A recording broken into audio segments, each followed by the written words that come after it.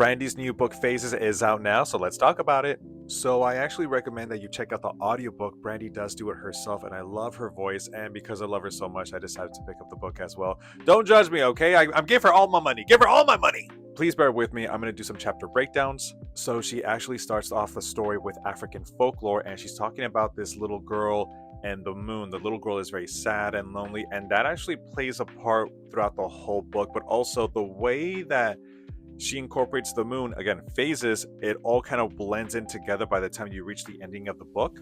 She then talks about how she went to the Grammys and she was just she had a bit of cold feet because she was like, okay, are people still going to be into me? Do they still love me? Do they still want to hear from me?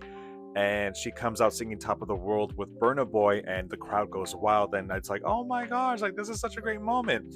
But it's so crazy to me that she was just kind of not doubting herself, but just kind of like, oh, I mean, do people even care? So it's so interesting the amount of success that she's had throughout her whole life, and that's still something that she thinks about. Here's what she said in the book. Check this out. For years, I dreaded events like this. I didn't feel worthy of such lauded spaces, and so I stopped going. Embracing the idea of being celebrated is ongoing work for me. And as I watch the camera panning to get close-up shots of the audience, a tiny jolt of fear hits me. Will they still care? I'm surprised. I'm honest, just because again, so many hits, so many classic hits, and she's still making music today.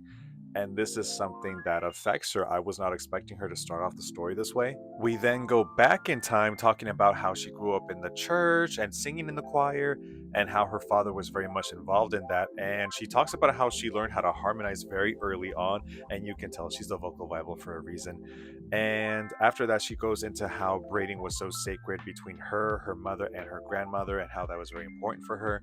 I only wanted to be myself, which meant showing up with my braids intact, my heritage proudly displayed. What I didn't realize then was how much that would come to matter, how those braids would transcend mere style to become symbolic, that they would come to mean something,